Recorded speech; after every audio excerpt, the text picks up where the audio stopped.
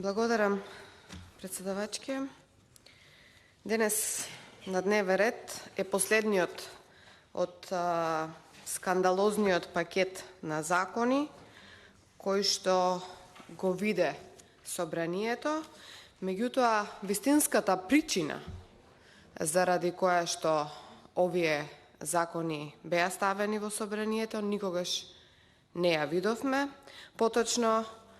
владата не се охрабри до денес да го покаже договорот кој што го има склучено со стратешкиот партнер Бехтел и ЕНК. Имено единствениот амандман кој што ВМРО, ДПМН и коалицијата го поднесе во врска со оваа дополна на специјалниот закон беше токму објавувањето на договорот да едноставно го види светлото на денот, да видиме дали овие 2 месеци изминати во зборување во сите собраниски сали во ова собрание се вистина, односно дали опозицијата зборувала вистина или не, и дали владата конечно имала нешто да скрие, па овој договор го направи тајн. Она од кое што јас би сакала да почнам е указот за прогласување на утврдување на јавен интерес за номинирање на стратешки партнер за имплементација на проектите за изградба на инфраструктурните коридори 8 и 10Д. Овој закон првично беше доставен, замислете, во 2021 година од пратеници. И сега зошто биле сомнежи и зошто се сомневала цела македонска јавност дека тука нешто се сака да се скрие. Навидум пратениците им текнало да си закажат состанок со огромната компанија Бехтел и ЕНК и тие навидум договориле дека во Република Македонија имаат само 2 коридори за правење и ќе склучат таков меморандум за соработка, односно ќе им кажат на владата да склучи меморандум за соработка, па склучиле, направиле еден закон, го пуштија во собраниска процедура и тогаш без поддршка од целото владеачко мнозинство, ќе нагласам, се изгласа овој предлог закон и беше потпишан од страна на Стево Пендаровски. И сега она кое што мене ми е чудно е тоа што овие 2 месеци ние послед на настаните гледаме дека никој од собраниево, никој од пратениците, иако поднесуваа предлог закони, всушност го нема видено договорот, а истите ќе гласаат за него. Стево Пендаровски, кој што треба на крајот да се потпише како председател на државата на указите на сите овие закони, нема да го види договорот, а ДКСК веќе во полна парја работи за да види, да го пролиста договорот, дали има внатре нешто спорно, односно дали има одредени индици за сторен криминал или евентуално дали некакви оставени простори за корупцијски скандали. Она кој што го зборувавме целиот овој изминат период се всушност и законот за класифицирани информации, кој што не предвидува ваква доверливост на овој договор и всушност тоа што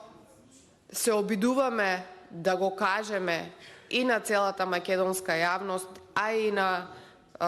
владата, меѓутоа еве и министерот кој што доаѓа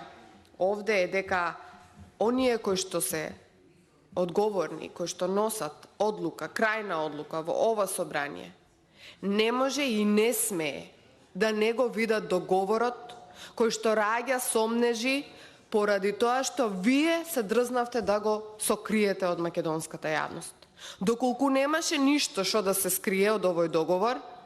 Не гледам спорно во тоа дека ќе се објави, како што беа објавувани договорите за сите изградби претходно од владата на ВМРО ДПМН за кои што излегувате овде изборувате. Во прилог на законите кои што се носеа за изградба на коридори и изградба на одредени стратешки проекти од страна на владата на ВМРО ДПМН и покрај тоа што имаше тендер и јавна набавка, значи никогаш не беше скокната оваа процедура и беа избрани стратешки партнери, договорот беше секогаш објавуван во прилог на законот кој што се носеше во собраниска процедура. Тука немаше простор за никакви сомнежи, токму поради транспарентноста. Меѓутоа, транспарентноста во врска со овој проект ја нема. Зошто имате право вие, како министер, кој што сте избрани од собранието и од пратениците, да видите ваков документ, а ние како пратеници, кои што сме избрани директно од народот,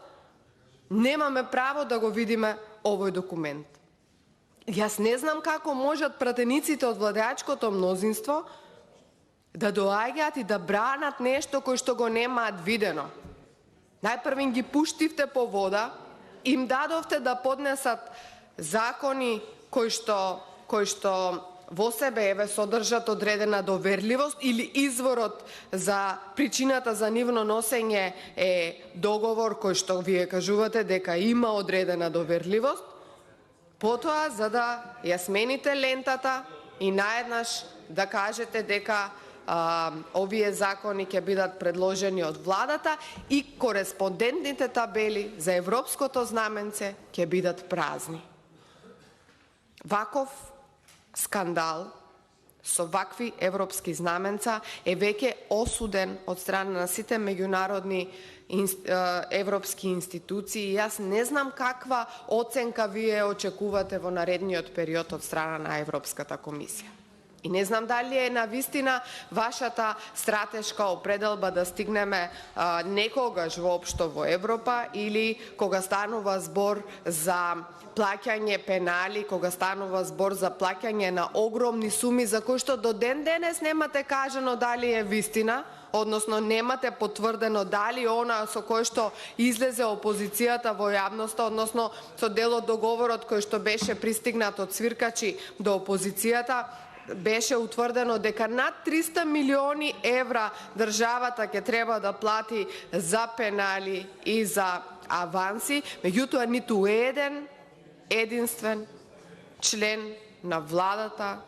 или некој од министрите не излезе да каже да, ова е вистина, не, ова не е вистина. И доколку не беше вистина, па можевте едно пасошче, едно делче, една страничка од овој договор да го објавите за да го види македонската јавност. Или ако беше нешто договорено во врска со тајноста, можевте да го покажете, да го сликате, да го извадите само тој дел од договорот и да кажете дека еве таене сме се договориле дека нема да го објавуваме и така натаму.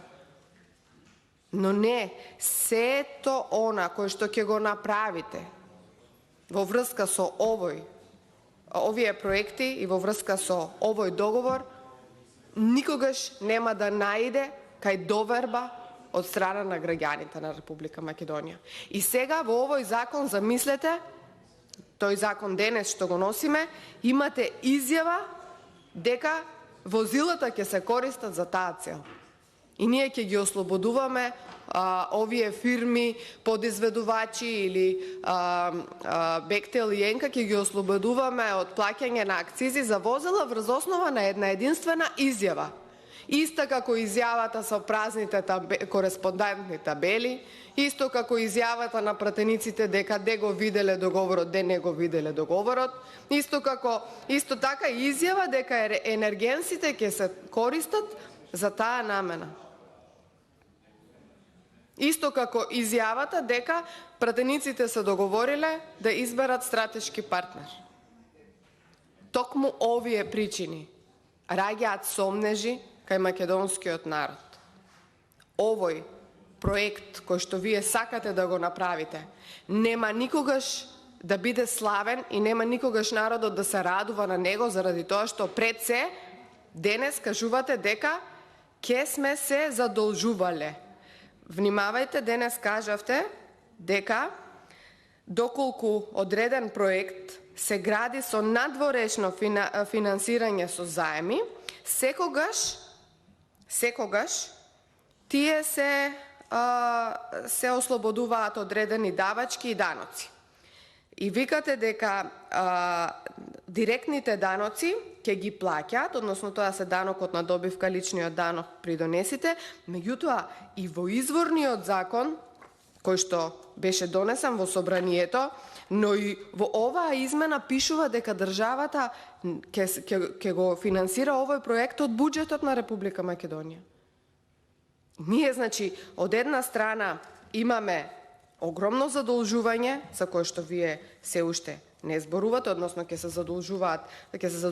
задолжувате внатрешно, од друга страна велите дека ова е историски, стратешки, најголем проект за Република Македонија, меѓутоа најскандалозен, најоговаран, најмногу дискутиран проект, а верувам дека онолку колку што го зборуваме, многу малку ќе биде реализирано до крајот на периодот за кој што вие треба да го направите. Ви благодарам.